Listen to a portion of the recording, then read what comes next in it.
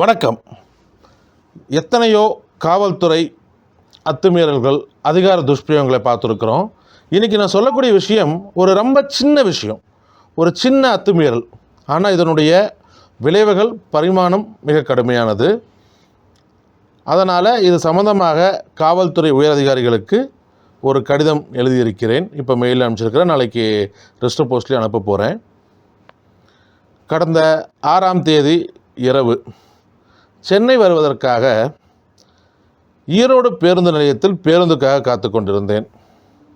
அப்போ அங்கே வந்த ஒரு காவலர், ஈரோடு பேருந்து நிலையம் நல்ல பெரிய பேருந்து நிலையம், அங்கே இருக்கக்கூடிய பிளாட்ஃபார்மில் ஒரு குடும்பம், இன்னும் சில மனிதர்கள் தூங்கி கொண்டிருக்கிறாங்க. ஒரு இரவு ஒரு 10 மணி இருக்கும். வந்தவர் அப்படியே வந்தார். அங்கேருந்து ஒரு தண்ணி பாட்டில் எடுத்தார். அதை எடுத்துகிட்டு போயிட்டு அந்த தூங்கி கொண்டிருந்த குடும்பத்தின் மீது ஊட்டி எழுப்புகிறார். அவங்க எந்திரிச்சு என்ன ஏதுன்னு பதறி போய் எந்திரிக்கிறாங்க. உடனடியாக கையில் இருக்கக்கூடிய ஒரு ரப்பரும் பிளாஸ்டிக்கும் கலந்த தடியால் அவங்கள அடித்து எந்திரிங்கெல்லாம் படுக்கக்கூடாது போ அப்படின்னு துரத்துறாரு. இன்னும் சில பேர்த்தையும் அதே மாதிரி அடித்து கொஞ்சம் கூட மரியாதை இல்லாமல் துரத்தி விட்டுட்டார்.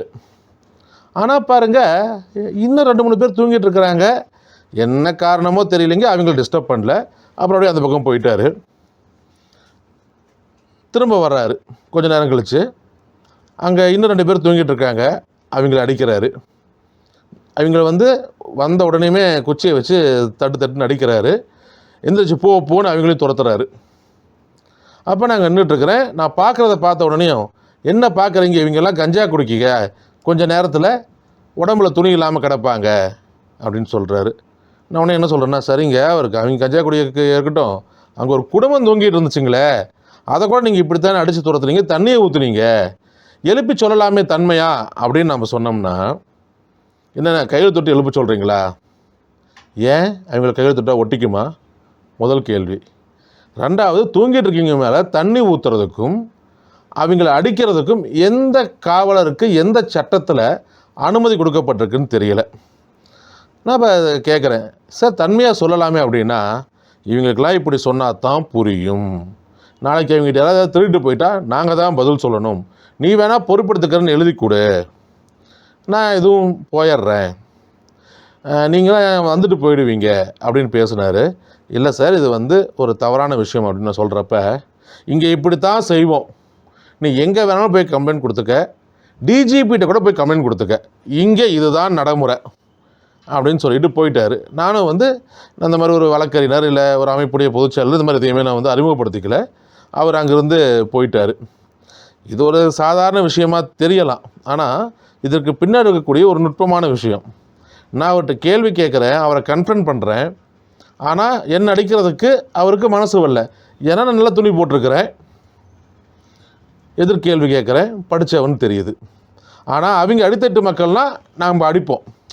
நான் ஒத்துக்கிறேன், காவல்துறை வேலை ரொம்ப ரொம்ப கடினமானது. அதுக்காக மக்கள் அடிக்கிறதுங்கிறது எந்த வகையில் நியாயம்?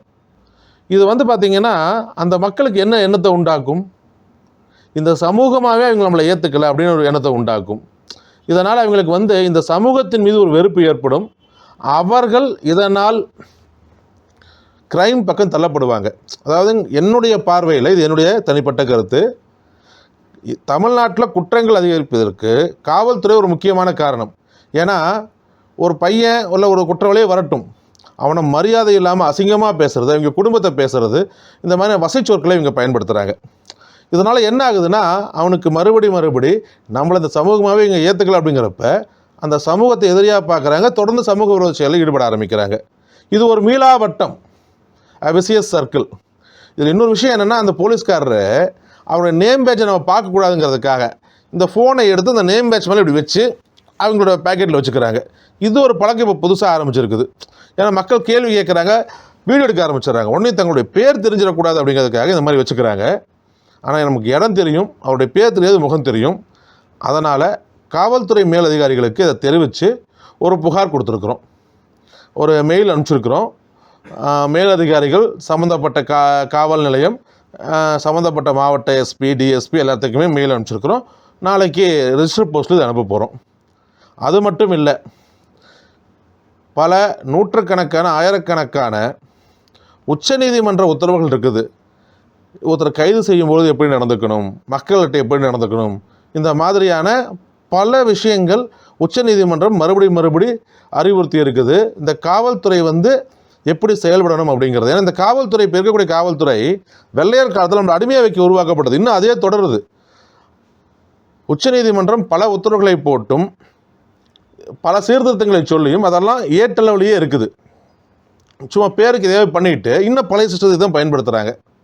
ஸோ இது மாறணும். இதற்கு முக்கியமாக இப்படிப்பட்ட விஷயங்கள் இருக்குது அப்படிங்கிறது அதிகாரிகளுக்கு தெரிஞ்சால் போதாது, கீழ்நிலை ஊழியர்களுக்கும் தெரியணும். அதனால் எங்களுடைய அமைப்பு சார்பாக நாங்கள் தமிழ்நாடு முழுவதும் காவலர்களுக்கு இந்த உயர்நீதிமன்ற அறிவுறுத்தல்கள் மற்றும் மக்களுடைய உரிமைகள் பற்றிய வகுப்புகளை எடுக்க தயாராக இருக்கிறோம். நாங்கள் வேணால் உங்களுக்கு எங்களுக்கு அதை நாங்கள் தெரிவிக்க தயாராக இருக்கிறோம், எங்களுக்கு சொல்லித்தர தயாராக இருக்கிறோங்கிறதையும் என்னுடைய கடிதத்தில் நான் குறிப்பிட்டிருக்கிறேன். தமிழ்நாடு போலீஸ் அதை ஏற்றுக்கிட்டு நம்மளை பேச கூப்பிட்டாங்கன்னா நிச்சயமாக நாங்கள் வந்து பேசுகிறோம். அது மட்டும் இல்லை,